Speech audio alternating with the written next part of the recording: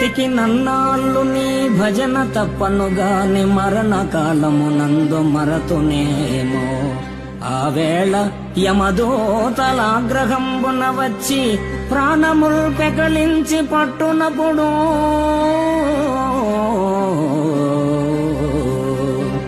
కఫవాత పైత్యముల్ కప్పగా భ్రమచేత కంపముద్భవమంది కష్టపడుచు నా జిహ్వతో